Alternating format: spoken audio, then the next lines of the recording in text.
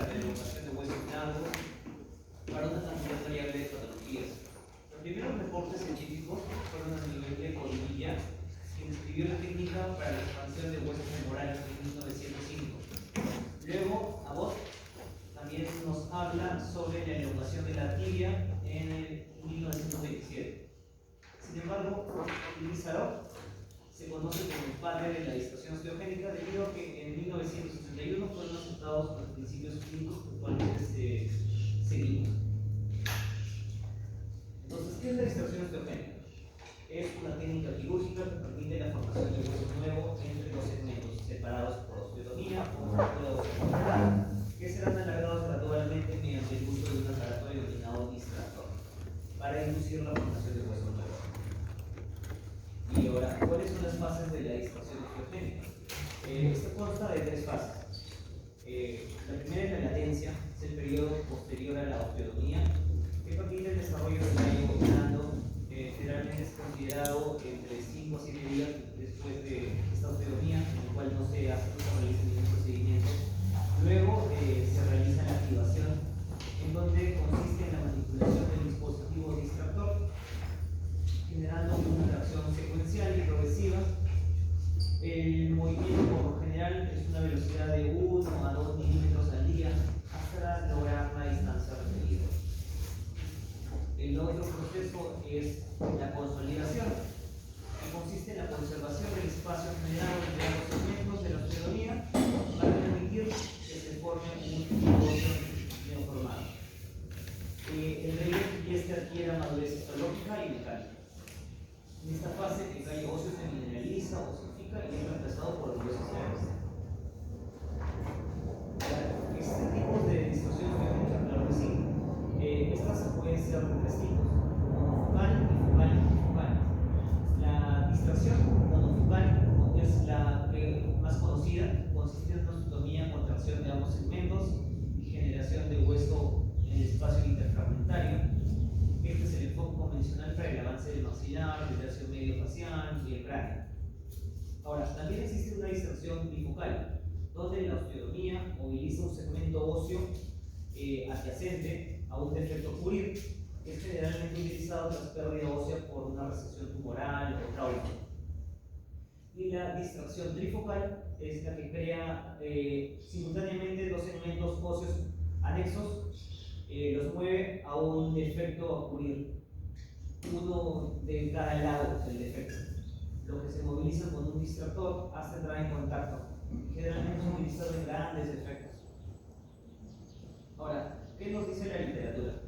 En este artículo hablamos de la distorsión osteogénica alveolar, que tradicionalmente en pacientes que presentan atrofia del reborde alveolar, con el objetivo de lograr una altura ósea adecuada, por lo general se utilizan hueso autógeno, membranas, materiales celoplásticos. Estos no ofrecen un resultado previsible y además toman mucho tiempo entre la cirugía del aumento del reborde y la colocación de los implantes, aproximadamente hablamos de 6 meses más o menos. Entonces aquí viene a tallar la distracción osteogénica alveolar. En este artículo nos habla sobre una distracción osteogénica alveolar en sentido vertical, que es un método alternativo para la reconstrucción de rebordes atróficos. Disminuye el tiempo de espera entre la reconstrucción del reborde alveolar y la colocación de los implantes. Entonces, más o menos es la secuencia que se realiza aquí. El procedimiento se realiza de forma ambulatoria, bajo anestesia local. Luego de la instalación del distractor, se hace una osteotomía de forma horizontal. El periodo de latencia es más o menos unos 7 días y después de eso se empieza a activar, más o menos 1 milímetro diario, hasta alcanzar la altura ósea deseada. Entonces, después de 10 semanas posteriores a su activación, se retira el distractor y se colocan los dos implantes que van a permitir conservar la altura del hueso neoformado. ¿Sí?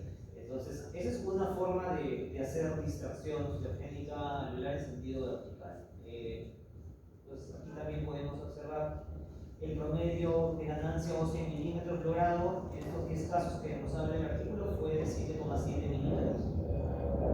Los implantes colocados con una adecuada operación en todos los casos, y podemos afirmar de que la distorsión osteogénica alveolar es un método práctico previsible para la construcción de bordes alveolares en sentido vertical, que no presentan grandes deficiencias transversales, teniendo como resultado una adecuada ganancia de altura ósea en un menor tiempo. Ahora, también podemos tener una distorsión osteogénica en sentido horizontal. Es lo que los algunos artículos lo refieren como un transporte óseo alveolar. Este artículo nos menciona que en individuos con fisura alveolo-palatina, con necesidad de un injerto, este método de transportación ósea, el hueso es extraído en dirección al defecto por una osteotomía del hueso adyacente al mismo, y la ventaja de este método es que la distorsión puede ser simultánea con el tejido blando que va hacia el lugar del defecto. Entonces, ¿cuál es el método? El método básicamente es que previamente el paciente tiene que haber iniciado tratamiento ortodóntico para la alineación dental y evitar el movimiento directo hacia la fisura.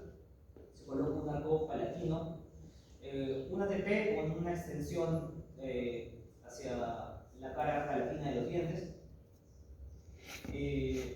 Entonces se coloca un arco palatino para llevar la curva durante la etapa de distorsión. Bajo anestesia local se expone el tejido óseo y se realiza una corticotomía en sentido interdental, es decir, vertical y horizontal. Entonces, se termina la osteotomía fracturando la cortical palatina mediante movimientos giratorios con cincel delgado, preservando la integridad de la mucosa palatina para mantener la irrigación sanguínea. Y se utilizó en este caso un distractor alveolar vertical, Martin, el cual se trató de manera horizontal con tornillos monocorticales autoperforantes al hueso y por medio de alambre al arco ortodóntico. Entonces, aquí podemos apreciar cómo fue el movimiento en el cual así empezó el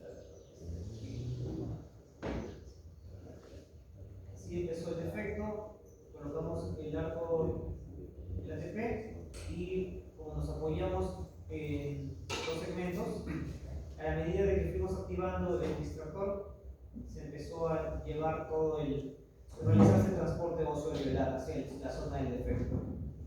Y eso fue acarreando también tejido blando. Al final se logró transportar 16 milímetros.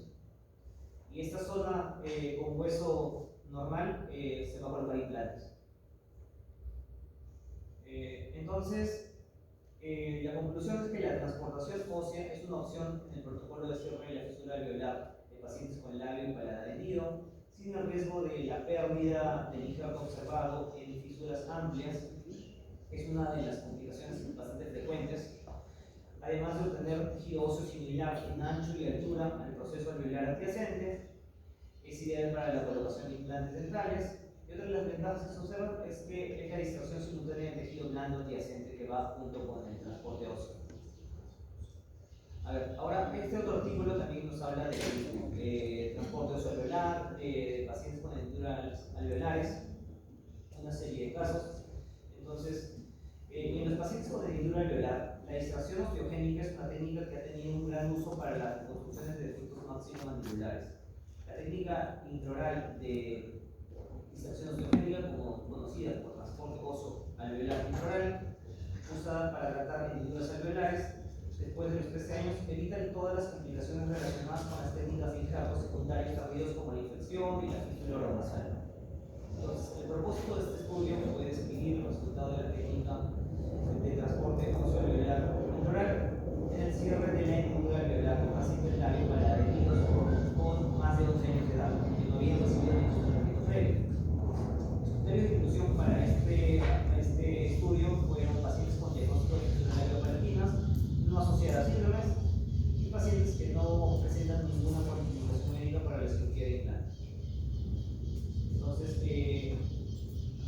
en este artículo utilizaron como distractor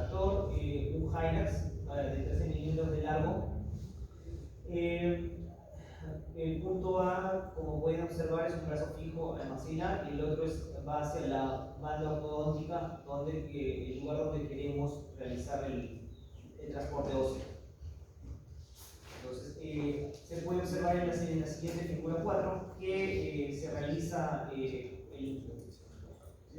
disco de transporte, la osteotomía, en el sentido tanto vertical como horizontal. Entonces, la osteotomía horizontal se completó con un osteotomo delgado para dividir las corticales bucal y palatina. La osteotomía interdental, después de las osteotomías horizontales e interdentales, el segmento dental queda completamente móvil y eso facilita a que el distractor, en este caso el gyrus, pueda realizar el transporte óseo. Entonces, aquí tenemos la secuencia de tratamiento. Este artículo nos dice que el protocolo de distracción fue después de un periodo de latencia de 7 días. La fase de distracción comenzó a 0,5 milímetros 2 veces al día, logrando 1 milímetro por día. El proceso de activación continuó hasta que los extremos de la hendidura alveolar entraron en contacto. Es decir, teníamos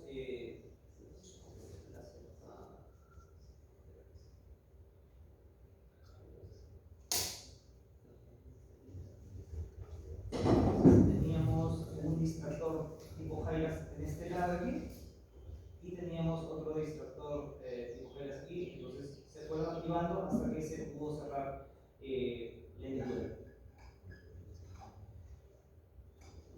Entonces, como conclusión de este artículo, nos dice que el transporte óseo alveolar ofrece una alternativa fácil y accesible durante el tratamiento tardío de hendiduras alveolares. Se puede evitar la morbilidad asociada a los injertos en grandes hendiduras alveolares, así como la comorbilidad periodontal a los dientes involucrados en la colocación del distractor.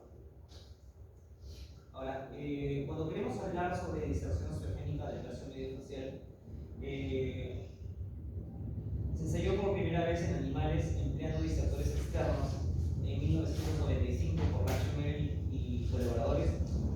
Ellos realizaron un avance total de 36 milímetros en el mazo frontal y hasta 43 milímetros en la parte lateral del maxilar, con tasa de activación de 2 milímetros por día y con utilización de 6 meses. En 1997, Morley desarrolló un sistema de definición rígida externa que es bastante usado según los artículos que he podido revisar, que es la distracción rígida externa o red para el avance del maxilar superior, estableciendo su uso en los casos de hipoplasia maxilar severa y que precisan grandes avances y fisuras faciales congénitas importantes. Entonces, el sistema de fijación rígida externa básicamente es, como lo podemos ver en la imagen, este dispositivo, una vez completada la osteotomía, se fija de forma simétrica el cráneo mediante 2 a 3 tornillos. Luego tiene instalado 4 alambres de tracción desde el maxilar hasta la barra horizontal del distractor. Esta barra puede subir o bajar para conseguir una distracción multiplanar, es decir, nos puede ayudar no solo para la protracción del maxilar en el sentido antero-posterior, sino también en el sentido vertical. La activación se estableció en 1 milímetro por día con un periodo de consolidación de 2 a 3 semanas aproximadamente. Entonces, estas son fotografías preoperatorias del paciente que se intervino y cómo terminó después de la distracción y una rinoplastia.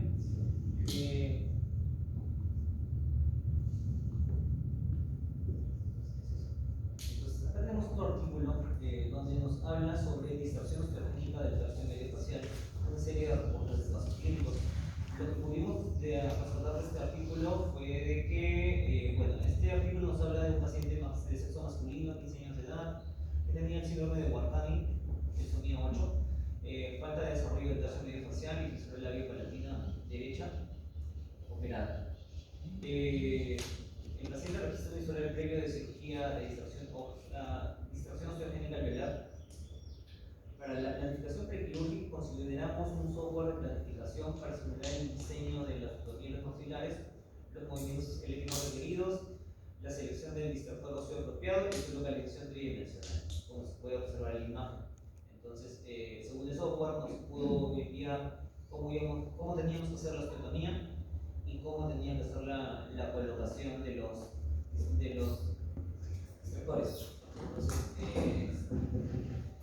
Entonces se planificó un avance de hueso maxilar de 22 milímetros, se emplearon dos extractores internos de tipo maxilar.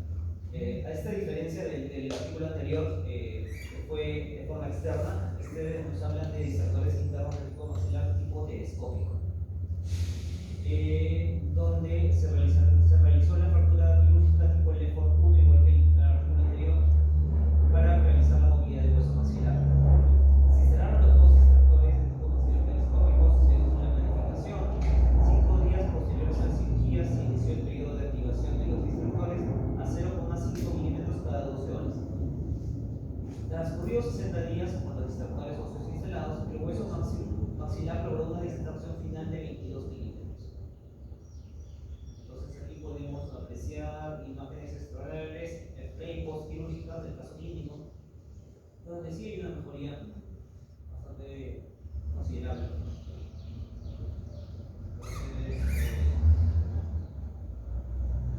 Acá también tenemos otro artículo que nos habla sobre lo mismo, distracción osteogénica maxilar, en este caso ya básicamente enfocado al maxilar,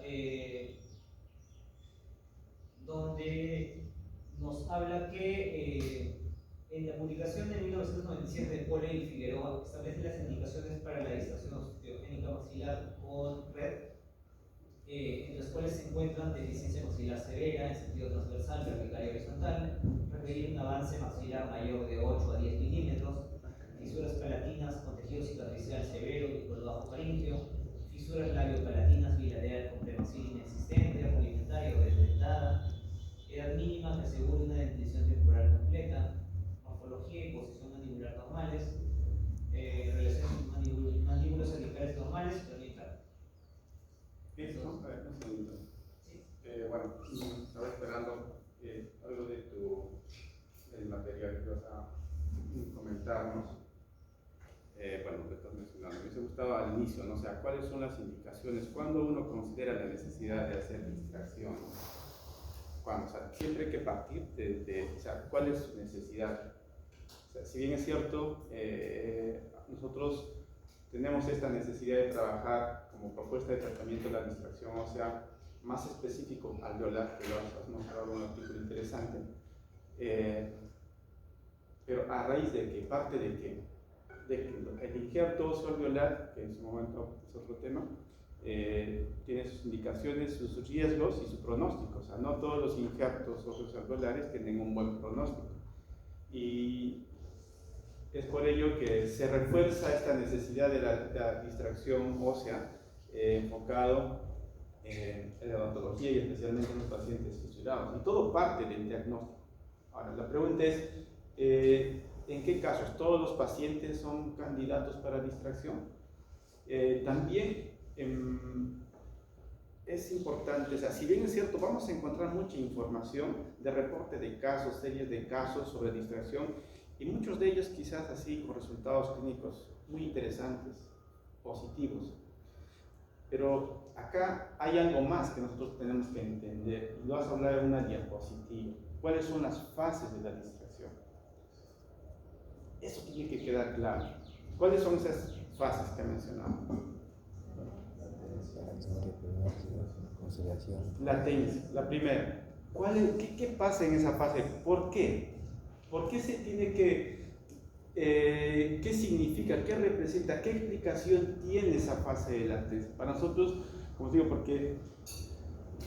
porque eso, esto que se propone, cuánto tiempo tiene que durar la fase de latencia, la distracción como tal y la contención, eso ha recibido muchos estudios y ensayo y error para que finalmente se llegue a una conclusión y una recomendación o sugerencia que no siempre es como lo dice la recomendación. Ponte, allí habla de 4, 6, 7, 10 días, diferentes recomendaciones de la fase de latencia estoy hablando.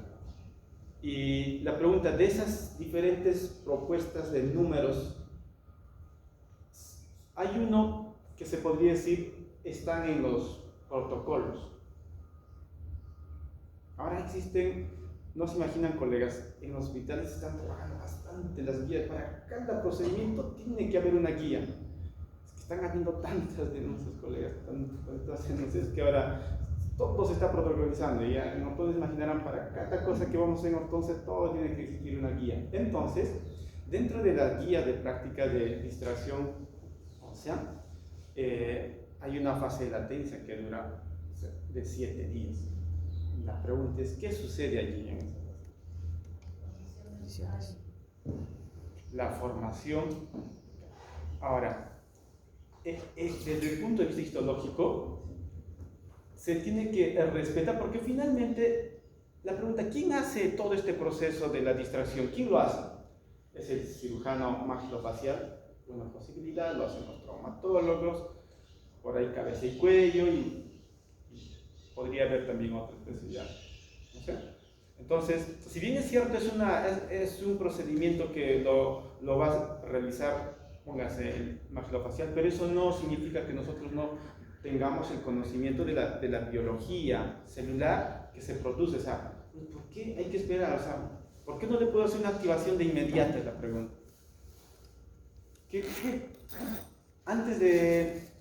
¿Con qué se empieza la distracción? Antes de la distracción propiamente dicha, es la ruptura o la osteotomía. ¿Qué sucede ahí desde el punto de vista biológico, celular? ¿Qué sucede? ¿No? Ahora, esa osteotomía no es también así como uno se le viene a la mente una osteotomía, un corte, la segmentación del hueso. No es tanto así. Van a ver que existen algunas propuestas un poco más conservadores, y eso va en función del caso clínico. Solamente se habla de una corticoperforación y no una segmentación como tal. ¿Okay? Entonces, y allí tiene que entenderse por qué respetar este periodo de latencia, ¿no? Porque va a haber una reorganización tisular que va a brindar ciertas características a esa herida quirúrgica. La pregunta es, ¿qué pasa si yo no respeto esos 7 días que recomienda y al segundo o tercer día empiezo la activación? ¿Qué podría suceder? Porque de por sí, en el momento que uno hace la corticoperforación o la osteotomía, estás lesionando tejido óseo, tejidos vasculares, musculares, estás provocando un daño celular, tisular. Entonces, esta herida quirúrgica tiene que tener un tiempo de recuperación, reorganización tisular. Y según los estudios, se tiene que esperar esos 7 días. ¿Para qué? Para que ese tejido, ese callo óseo, tenga ciertas condiciones que resistan a la activación, que es la segunda fase, que es la distracción propiamente dicha, ¿no? Porque si tú le activas antes de tiempo, tu distracción podría ocasionar un daño tisular a nivel de tejidos planos, daño tisular. Daño. El otro extremo es, ¿qué pasa si yo no respeto esos 7 días y empiezo la activación a los 10, 12 o 15 días? ¿Qué va a pasar con ese callo? Ya se va a empezar a calcificar, endurecer, ya no va a tener ese callo de reparación, ya no va a tener esa propiedad de elasticidad, y desde el punto de vista histológico, la capacidad de respuesta a lo que nosotros queremos ocasionar. Entonces, ese periodo de latencia tiene una explicación, es producto de trabajos de investigación que se hacen generalmente en animalitos, ¿no? Pero eso tiene que quedar claro, la importancia de respetar ese periodo de latencia. Ahora viene la otra fase, que es la distracción propiamente dicha, ¿no? Ahora, esa distracción, dependiendo del dispositivo que se utilice, va a tener diferentes márgenes de acción. O sea, Algunos que con una vuelta de frente abren 1 milímetro, 1.5, etc. Como por ahí, por ejemplo, un artículo ha mostrado un Hydrax, ¿no? La pregunta es, ¿cuánto ocasiona una activación de un Hydrax? Entonces, diferentes dispositivos van a producir un efecto longitudinal diferente. Entonces, la pregunta es, ¿cuál es la recomendación?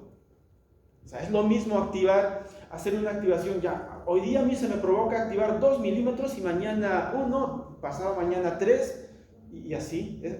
¿Eso es correcto trabajar de esa manera? No. Tiene que haber una continuidad en cuanto a esto. Igual, se habla de un promedio de 1 milímetro por día. Un promedio.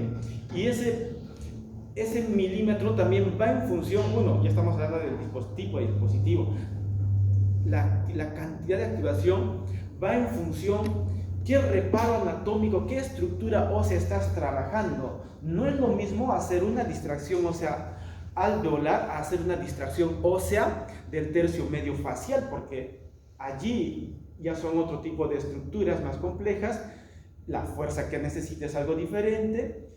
Entonces allí generalmente la activación es mayor, que va de 1.5 milímetros, a veces hasta 2 le hace. Pero recuerden, colegas, un promedio es 1 y va en función del dispositivo distractor, en función del reparo anatómico donde se está trabajando. ¿Okay? Y el otro punto, que es la tercera fase, que se llama consolidación o reparación, ¿no? ¿Qué es lo que sucede allí?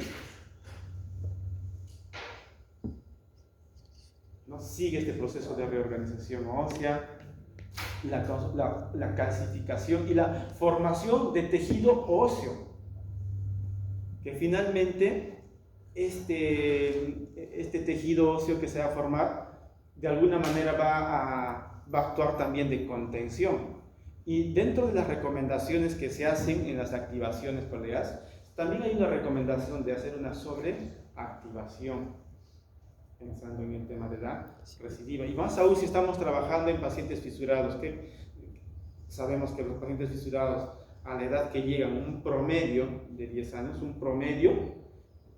estamos ya frente a un paciente que ya ha recibido una queiroplastía, una aparatoplastía, quizás por ahí alguna otra tercera cirugía, ¿no? Entonces ya viene un tejido cicatrizal, tejido fibroso fuerte. Entonces eso hace que pues el riesgo de la recidiva también esté presente en este procedimiento de la distracción. ¿Okay?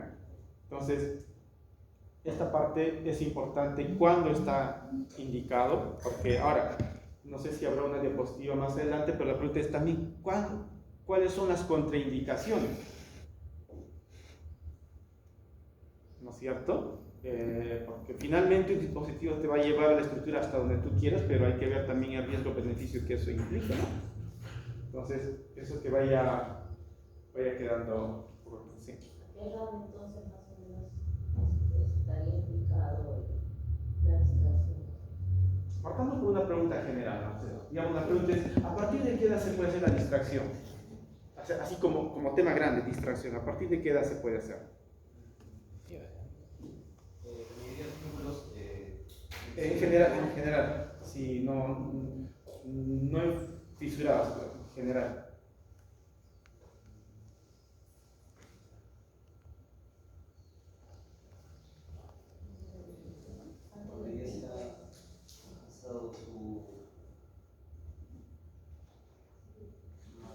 ¿Quién va a hacer exposición de secuencia Pierro? A partir de ya por ahí, o sea, a partir de qué edad se puede hacer la distracción. ¿Digo crecimiento? No, por ejemplo, en el caso de secuencia Pierro, ellos a los mesecitos. ¿Por qué?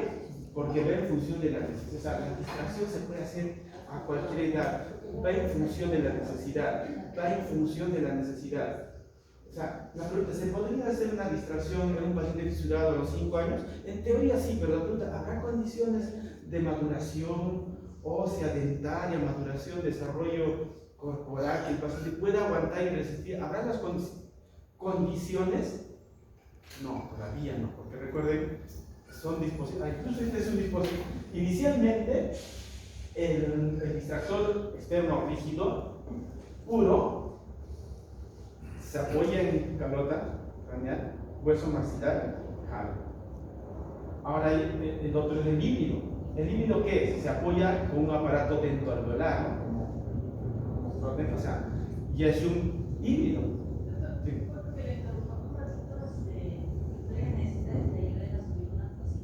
Victoria. A ver, por favor. Pero, entonces, el tema de la... siempre aprovechando el tema, es hacer comentarios adicionales sobre en qué casos. Sí. Chévere. A mí no me quedó muy claro, por ejemplo, en el caso de la distracción de paladar, es si esta distracción se hace exactamente en la fisura o primero en el injerto. Ok, esa es la pregunta, ¿no? ¿Y qué papel juega el injerto? O sea, son pacientes, miren, algunos adultos, por ahí puede haber uno más joven, adolescente, y la pregunta es, ¿qué es el injerto?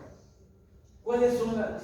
¿Es necesario hacer ortodoncia previa al injerto, a la distracción? Esa es la pregunta, ¿no? O sea, que casi me olvidé, pero bueno.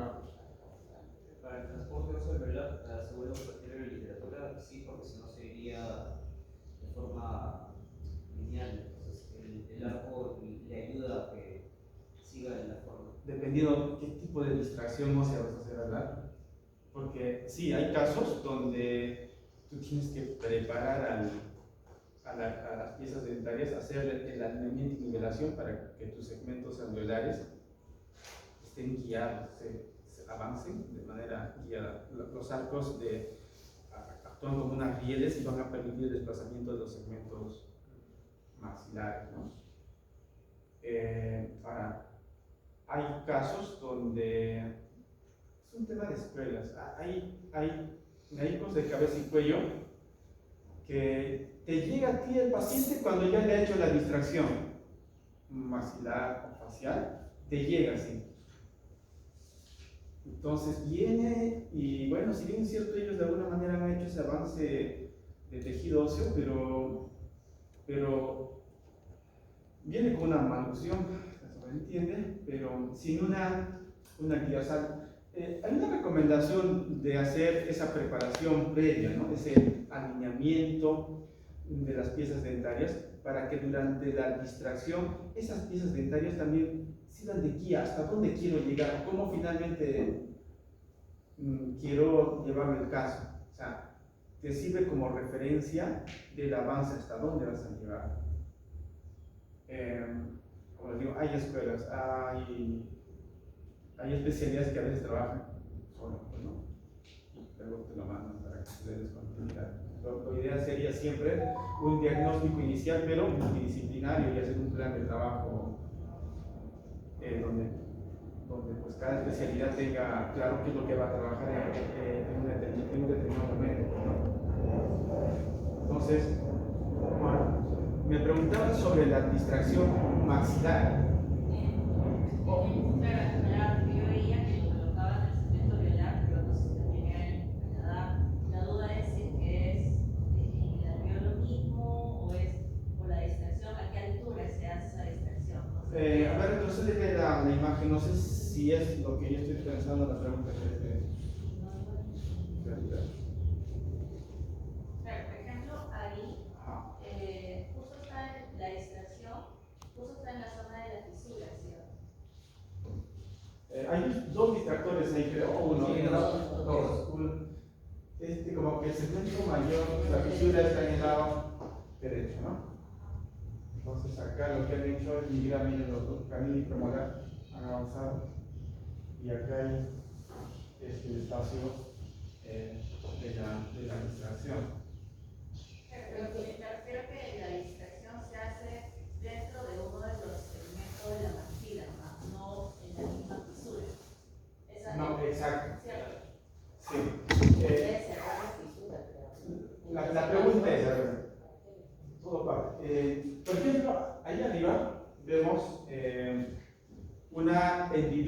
alveolar severa. Y definitivamente hacer un injerto ahí tiene un pronóstico muy reservado o negativo. Entonces la pregunta es, ¿de qué manera se puede mejorar esta situación? Ahí aparte, ¿no? Ya cuando el compañero que haga el injerto nos hablará de datos, ¿no? ¿Cuál es el porcentaje de éxito, fracaso y de qué depende ese fracaso, ¿no? Plan B, esa distracción ósea anular. Esto yo lo vi por primera vez en el 2021. El doctor Carlos Estrada tiene esta escuela, por ejemplo, trabaja con distracción ósea anular sepultada. Hay una primera fase de alineamiento y nivelación. Luego, los puntos de apoyo. La cosa no salía del horno.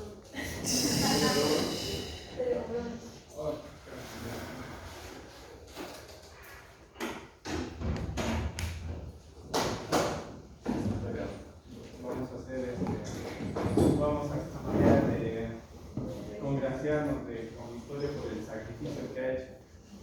Recordar un resumen de la pero el resumen lo van a hacer bien, ¿verdad? Yo me voy a la pregunta y dejar. A ver. Dentro de las propuestas de distracción ósea, sí, en general, estamos viendo que tienen diferentes tipos. Ahorita vamos a regresar a otros, pero en este segmento. Más o menos por lo que yo entiendo esto, acá hay un punto de apoyo dentario y arriba óseo. Acá se va a poner esta verdad. Aquí está. Hay un punto de apoyo dentario y óseo, comitonía. Y ese highlight está vertical. Un primer requisito que siempre nos piden es alineamiento y nivelación. Y como sé que la primera molar, allá arriba, voy a subir que es la primera molar ahí, que va a ser el punto, donde está hablando el punto de apoyo. Entonces, entre molar y segunda premolar, tenemos que nosotros crear un espacio. A veces te piden de 4 milímetros, porque es a ese nivel donde van a hacer la perforación, la osteotomía, a ese nivel. Entonces, se hace esa corticoperforación y luego ahí no hay detalles, ¿no? A veces hay un trabajo conjunto donde entramos nosotros, ortodoncia y el mastofacial, ¿no? Cada uno con soluciones, y lo que es instalación de farmacología a nivel dentario nosotros lo manejamos, ¿no? Entonces, una vez hecha esa osteotomía, se instala el dispositivo, se espera ese periodo de latencia y se empiezan las activaciones. Entonces, allí hay un desplazamiento horizontal de esos segmentos maxilares. Entonces, este segmento óseo maxilar dentro de la va a migrar al espacio de la hendidura. Y a nivel de esa región de la osteotomía, bueno, se va a producir el hueso, nuevo hueso, y el periodo siempre se va a mantener, o sea, hay que respetar ese periodo de latencia, bueno, la activación y de la consolidación, ¿no? ¿Cuánto tiempo tiene que pasar o se debe esperar ese periodo de consolidación? Solo un promedio de 12 semanas, que equivale a 3 meses. Equivale a 3 meses. No sé si va por ahí la respuesta a tu pregunta. Periodo de consolidación 3 meses.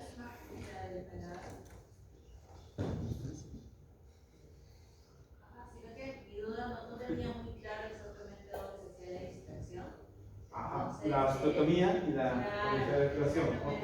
Sí, pues en una vista lateral. La osteotomía se va a hacer entre primera molar y el segundo premolar. La osteotomía es para que este segmento migre. Este segmento migre al espacio dentro, ¿no? A la hendidura alveolar. Por ejemplo, entonces esta hendidura va a disminuir. O sea, el objetivo es incluso cerrarlo, ¿no? Pero mucho va a depender cuánto. Pero en este caso, por ejemplo, hay más abiertos para que se aproximen ambos segmentos que cierren el defecto, ¿no? Exacto. Yo imagino que ahí lo van a colocar un implante, un cuenco o algo, pero sí, la disección es para aproximar los segmentos. Si no, exacto. no lo tenía claro, yo pensaba que la disección hacía como en la zona del aviso y yo decía, pero ¿cómo? Que no hay unión.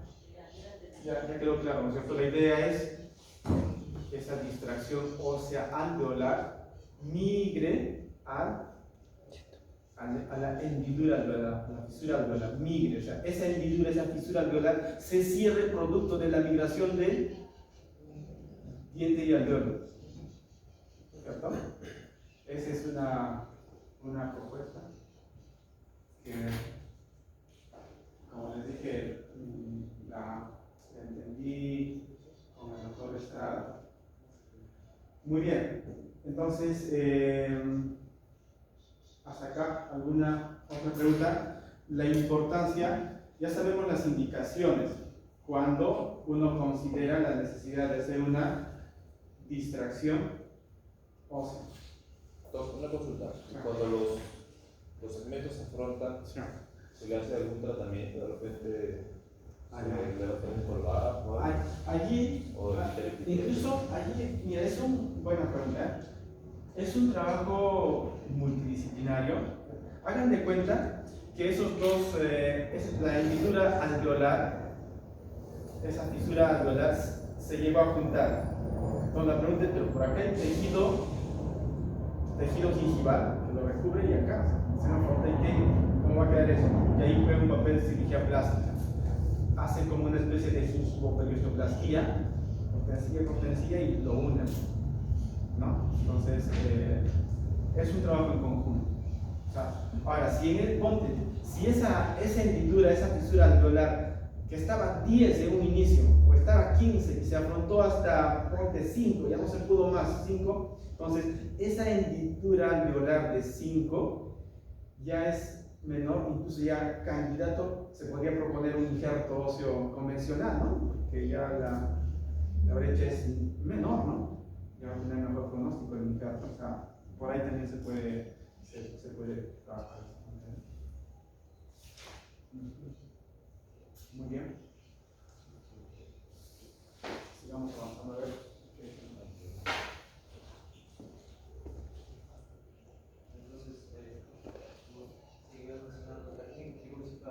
Que menciona este artículo, se realiza una osteotomía del efecto 1 alta con distribución central y perimaxilar. El maxilar es completamente movilizado sin ser desplazado y reposicionado como si fuera cirugía operativa convencional. Se inserta una placa de tracción paranasal y posterior cierre de los tejidos blandos. Se realiza la instalación de la porción externa del dispositivo que es fijada al cráneo mediante 3 o 4 tornillos bilaterales. Luego los ganchos de tracción externos del dispositivo intraoral o los elementos del esqueleto son conectados mediante alambres de tracción a la barra horizontal. Después de realizar la instalación quirúrgica del dispositivo, existe un periodo de latencia de 2 a 7 días, durante el cual no existe activación. Posterior a este se inicia la fase activa de distracción de 1 a 2 milímetros por día hasta lograr la cantidad de movimiento horizontal y vertical deseado. Le sigue el periodo de consolidación en el cual el dispositivo se mantiene en una posición de forma pasiva durante un tiempo que puede variar entre 4 y 16 semanas. Finalmente el distractor es retirado y se indica el uso de una máscara facial en un rango de 6 a 36 semanas con el objetivo de lograr una mejor estabilidad en el tiempo y disminuir el riesgo de recidiva. Entonces, a manera de conclusión de este artículo, el tratamiento de los pacientes con hipoplasia maxilar severa como consecuencia de una cirugía palatina es complejo y habitualmente el enfoque tradicional de la cirugía dogmática no cumple con todas las expectativas del tratante del paciente. La literatura actual muestra que la distracción osteogénica maxilar con red es un procedimiento versátil, confiable y efectivo y relativamente estable a corto y largo plazo, con mínimas complicaciones asociadas, siendo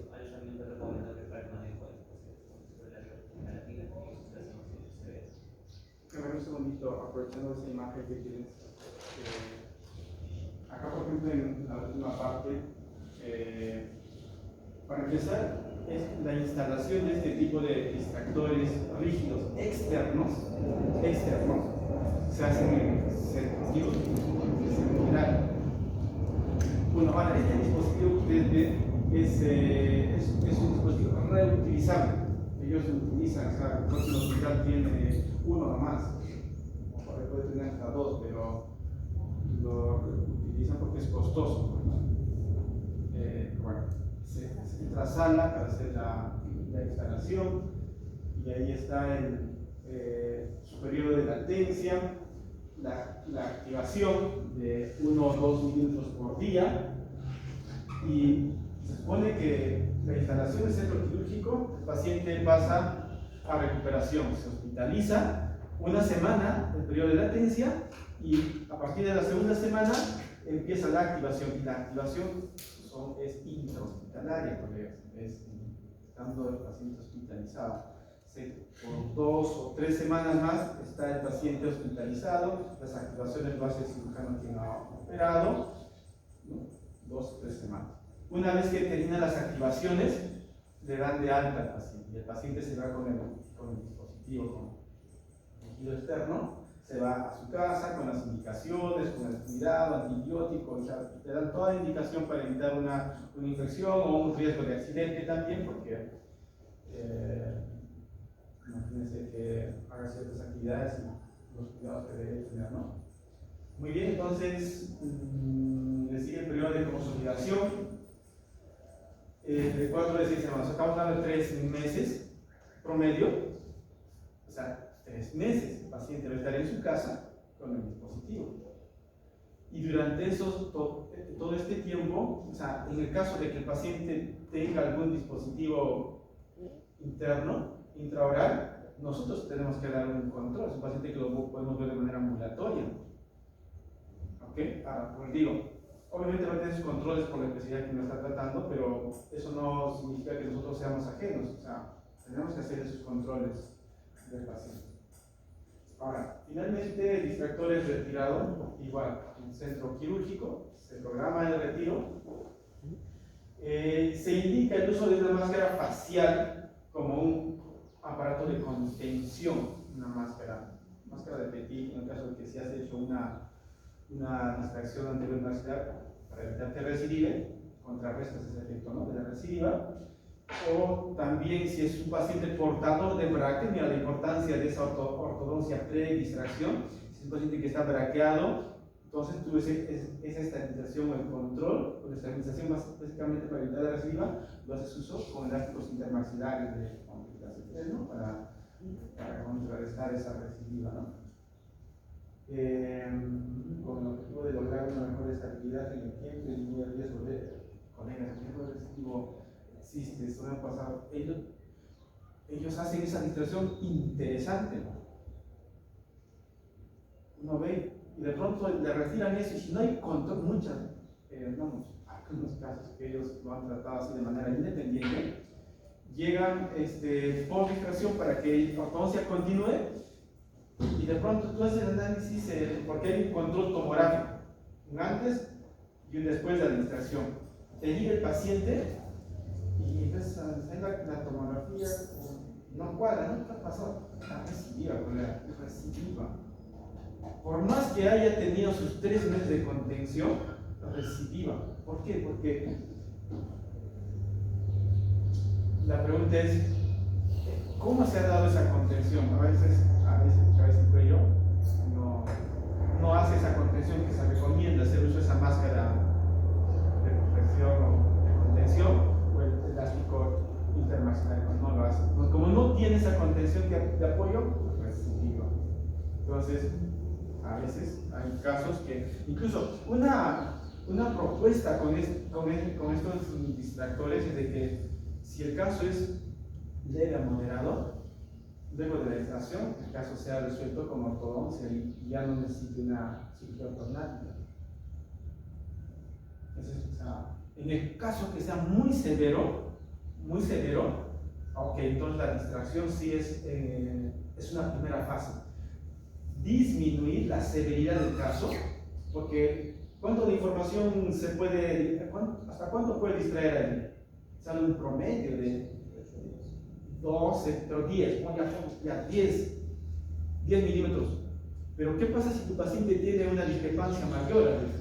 Entonces, no, el objetivo no va a ser solucionar todo el problema con la distracción, sino disminuir la severidad, y ahí hay un tema más, algo más.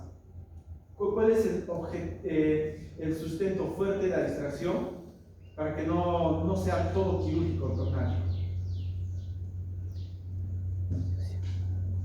¿Qué lo diferencia la distracción de la cirugía ortognática? O sea, vas a hacer un cambio en la posición de estructuras óseas, pero ¿en qué se diferencian estas dos propuestas? A ver. Uno solamente es desplazamiento y el otro en cambio va a ser conformación del hueso. Exacto, esa forma, por eso que hacer la cirugía ortognática es un cambio radical en un solo momento, pero en ese adelantamiento del maxilar, ¿quiénes se ven perjudicados? Tejidos blancos. Si es un paciente con fisuras que de por sí ya tienen insuficiencia, disfunción velofaringia, eso puede agravar. ¿Y agravar en qué sentido? A veces no le damos, no entendemos la magnitud de una disfunción velofaringia, no entendemos, no le damos ese peso que debe tener. Sabemos que una disfunción velofaringia, ¿qué va a ocasionar? Dificultad en la elusión, en la respiración, en la fonación. O sea, si a este paciente se le hace una cirugía ortognática, existe una gran posibilidad que esa disfunción velofaringia empeore. Entonces ahí ponen a pensar riesgo-beneficio. Y por ello, o sea, si es un caso severo, se propone una distracción ósea que es más conservadora desde el punto de vista estructural, porque va a producirse una remodelación ósea, y conservadora pensando en los tejidos blandos, la capacidad de elasticidad de los músculos, de los filamentos nerviosos, de los vasos sanguíneos, o sea, es más conservador. ¿Okay? Entonces, no todos los casos fisurados que terminan siendo sometidos a una cirugía ortognática por el riesgo-beneficio que implica esa disfunción velofaringia. No todos. O sea, que la cirugía puede hacerlo, sí, pero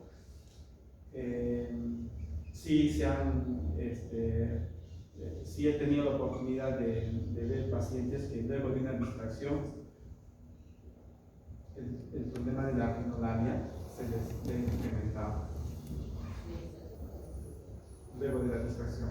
O sea, se ve, o sea, mira, a pesar que es conservador, hay un cambio.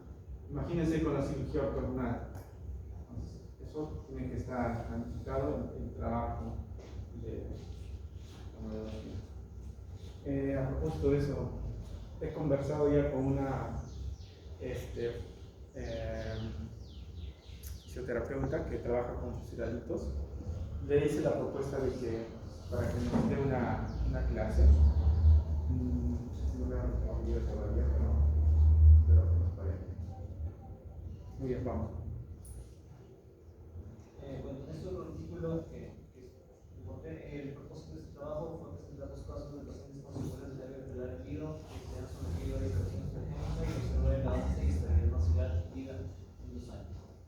El primer paciente que se presenta en este artículo es un paciente de 15 años de edad con diagnóstico de secuela del labio alveolar hendido, unilateral, del lado izquierdo, la cual había sido sometido a múltiples intervenciones quirúrgicas, epilastía, primaria y secundaria, cirugía de corrección superficial labial, varioplastia, colocación de implante con efecto alveolar. Esta presentaba una hipoplasia del tercio medio, depresión del punta nasal, que era nasal izquierda, retracción cicatricial labial. Izquierda, inversión y poca proyección del labio. Y pseudotraumatismo en la exploración intraoral. Teniendo discrepancia máximo-mandibular de 28 milímetros. Entonces, el procedimiento quirúrgico se realizó bajo anestesia general inhalatoria y se realiza la osteotomía del oportuno, asegurando la adecuada movilización del maxilar, de fractura y colocando el maxilar en una posición inicial. Se procede a la colocación del dispositivo externo rígido en relación con el plano de Camper, asegurando una distancia transversal de 1 a 2 centímetros de la piel y anclándolo con 3 mini tornillos. Son 3 tornillos por lado. Luego coloca el vástago horizontal a 2 centímetros de la piel del frente y se ajusta con un dispositivo intraoral hacia abajo. Entonces aquí se puede observar el pre y post, donde se logra una reducción del SMA pasa de 71 a 79 grados, hay un avance de 7,5 milímetros referente al punto A. El paciente 2, su paciente también femenino de 15 años de edad, con mismo secuelas de labio paladino, presentaba las siguientes características clínicas: desviación del fondo nasal, columna hacia el lado derecho, narinas asimétricas, cicatriz hipertrófica de columela, base bilateral, labio superior y cúpula del tercio medio y pseudoprognatismo igual. Este tenía una discrepancia de menos 11 milímetros. Entonces, de la misma manera, se realizó el procedimiento quirúrgico y se obtuvo también una reducción de un avance del punto A hasta de 8 milímetros. Entonces, en la discusión, lo que se decía es que en estos dos casos se decide realizar distorsión osteogénica mediante un dispositivo extraoral en lugar de una cirugía cosmética convencional, ya que han sido intervenidos quirúrgicamente en repetidas ocasiones. Que nos limitan o impiden la movilización y reposición de los segmentos óseos de manera eficiente. Con la distorsión osteogénica se presenta mayor estabilidad del maxilar a largo plazo. Se puede realizar en pacientes los cuales no han finalizado el crecimiento esqueletal. Sin embargo, una de las desventajas del uso del distortor es la complejidad para obtener una oclusión ideal, como los casos de mordida abierta. En conclusión, la distorsión osteogénica brinda buenos resultados a corto y largo plazo. Sin embargo, el distractor puede generar repercusión social debido a que es poco estético. No todos tienen acceso al distractor, porque es un poco, ya que es un dispositivo con un costo elevado. En este otro artículo nos presentan la propuesta de, en vez de ser un dispositivo externo, que sea un distractor interno para el avance maxilar en pacientes con labio paladar hendido. Entonces, los distractores internos tienen la ventaja de ser discretos. Sin embargo, este tipo de distractores son difíciles de colocar. Su vector de distorsión no se puede cambiar como en los aparatos externos. Su desventaja principal es que dificultan la función bucal al comer, hablar y mantener la higiene.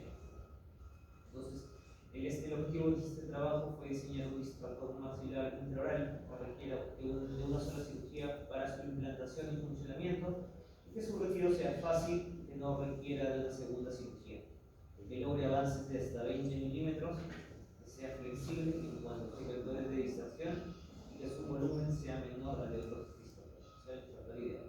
Pero vamos a ver, pues más o menos después de haber hecho varios modelos de anclaje y haber realizado análisis, plantearon el diseño de este distractor intraoral, donde las ubicaciones para los tornillos de fijación eran los segmentos maxilares a nivel del malar y a nivel del maxilar. Así como podemos apreciar en la imagen de aquí,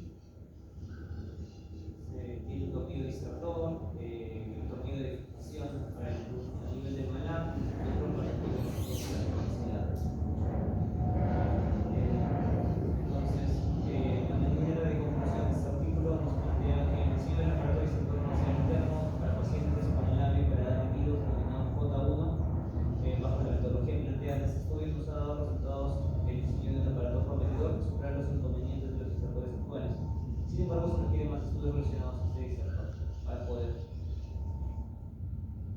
¿Cuál es la conclusión?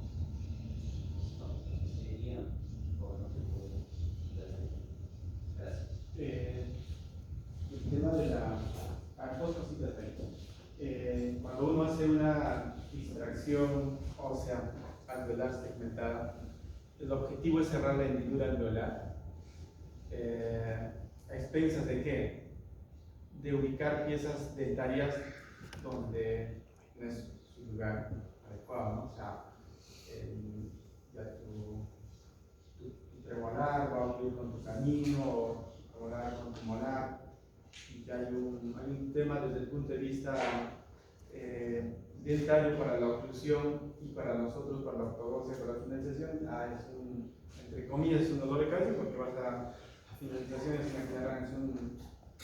un dolor de cabeza. Buscar una oclusión. Se trata de compensar lo mejor posible la bastante amenoplastia para un poco camuflar. Eso por un lado. Y si a eso le sumamos, mira, tú vas a finalizar en condiciones anatómicas no deseables. La pregunta es cómo tú garantizas la estabilidad de esa oclusión a largo plazo, ¿no? Ahora, el otro punto es la distracción ósea alveolar. Es una propuesta interesante, pero antes de eso, ¿qué hay? La distracción ósea maxilar.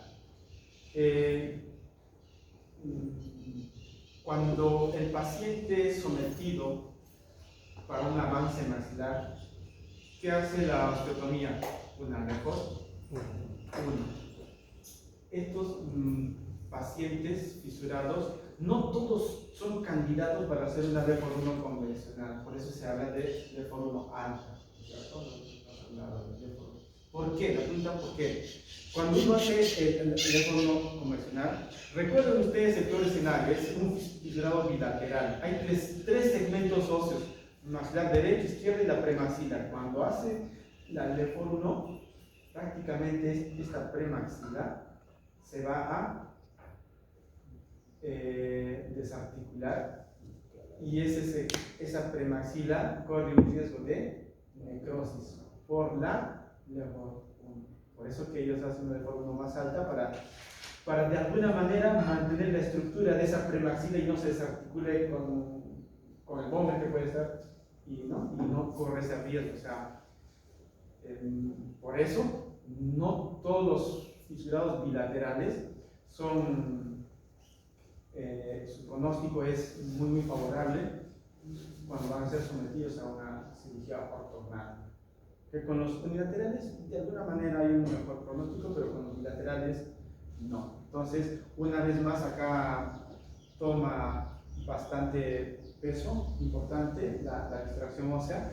Obviamente esto va a depender mucho del cirujano. La pregunta es, ¿cuántos cirujanos se dedicarán a trabajar con fisurados? No, todos. Hay cirujanos que se dedican a trabajar más tumores, tumoraciones, infecciones, otros a hacer cirugías ortognáticas, y no todos es fisurado. La idea es encontrar o trabajar con un especialista que de alguna manera esté más relacionado para que haya esa confianza, ¿no? Y obviamente también el operador nos brinde no solamente al paciente, sino a ti, que esto va a funcionar, ¿no?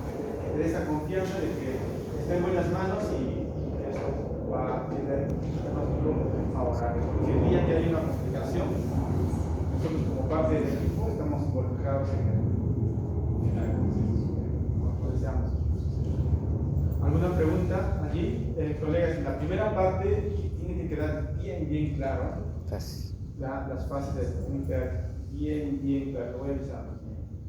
Una pregunta adelantada.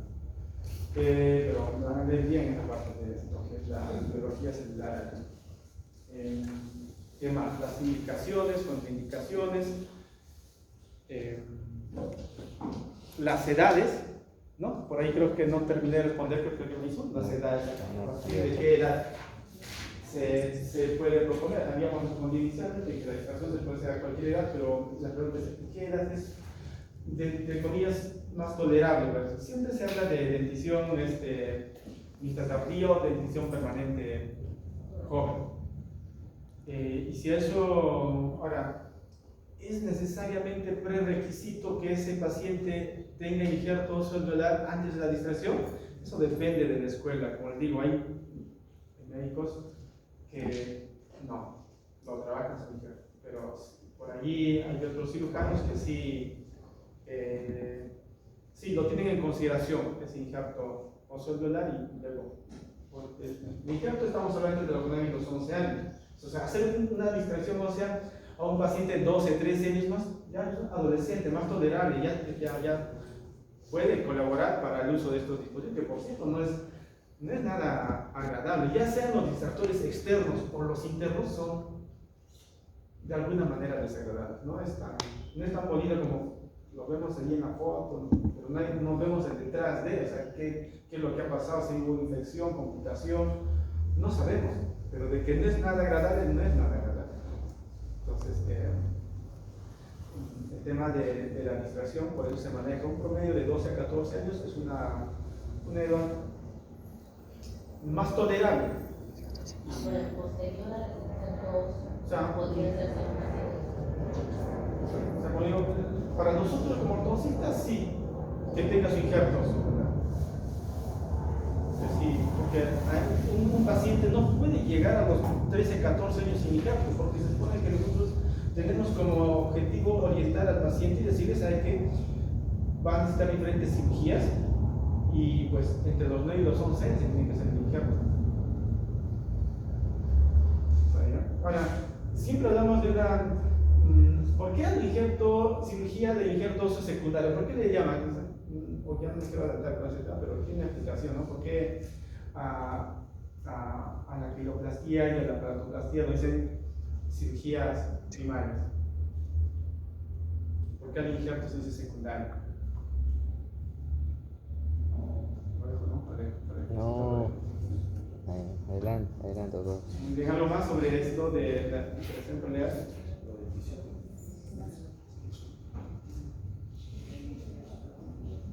Ya. Muy bien. Si no hay ninguna pregunta ahí, como estamos con el tiempo, la paciente me ha confirmado.